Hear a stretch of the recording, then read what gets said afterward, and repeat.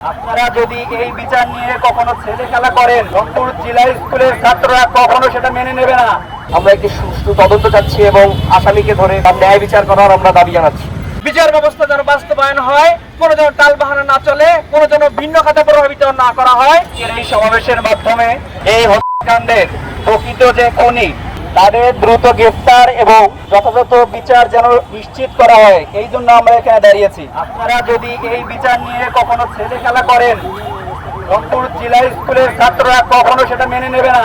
এই হত্যাকাণ্ডের পিছনে যারা জড়িত, যারা প্রকৃত খুনি, তাদেরকে দ্রুত গ্রেফতার করে আইনে আওতায় আনা হোক এবং অল্পতম সময়ের মাধ্যমে তাদের বিচার যেন নিশ্চিত করা হয়। তো আমার সরকার কাছে প্রশ্ন, এখন পর্যন্ত এই বিচার এই হত্যাকাণ্ডের পর স্বরাষ্ট্র মন্ত্রণালয় থেকে বা সরকারের পক্ষ থেকে কোনো উচ্চ মহল থেকে তেমন কোনো সরাসরি বিবৃতি দেওয়া হয়নি। এটা খুবই দুঃখজনক।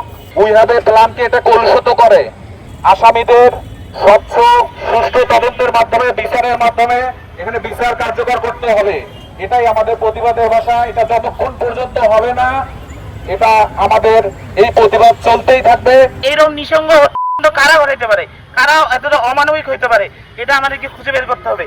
পুলিশ বা প্রশাসনের কাছে আমাদের এটাই অনুরোধ যে তারা সুষ্ঠু বিচারের জন্য তদন্ত করবে এবং সঠিক তদন্ত করবে এবং মানুষের কাছে সত্য উন্মোচন করবে। ভারাক্রান্ত হৃদয় নিয়ে আমরা এখানে দাঁড়িয়েছি। আমাদের প্রিয় শিক্ষক, তার পুরো পরিবার নিঃশেষ হয়ে গিয়েছে দুষ্কৃতিকারীদের কর্মকাণ্ডের ফলে। আমরা বেশি কিছু চাই না, আমরা শুধু চাই নিরপেক্ষ তদন্তের মাধ্যমে একটি রিপোর্ট যেন দেওয়া হয়, দ্রুততম যেন বিচার হয়। আমরা চাই আমাদের প্রিয় শিক্ষক, তার পুরো পরিবার নিঃশেষ হয়ে গেল, এটা যেন খুব দ্রুত সময়ের মধ্যে বিচার ব্যবস্থা যেন বাস্তবায়ন হয়, কোনো যেন টালবাহানা না চলে, কোনো যেন ভিন্ন খাতে প্রভাবিত না করা হয়। এটা আমাদের রংপুর জেলা স্কুলের সাবেক শিক্ষার্থীদের একমাত্র এবং প্রধান দাবি।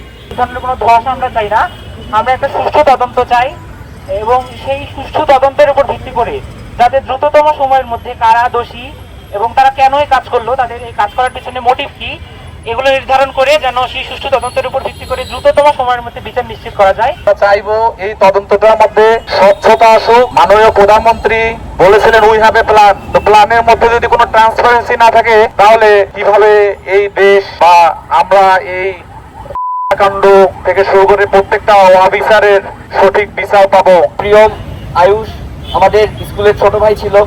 গণপতি চক্রবর্তী স্যার আমাদের স্কুলের সাবেক একজন শিক্ষক, তিনি একজন সফল শিক্ষক।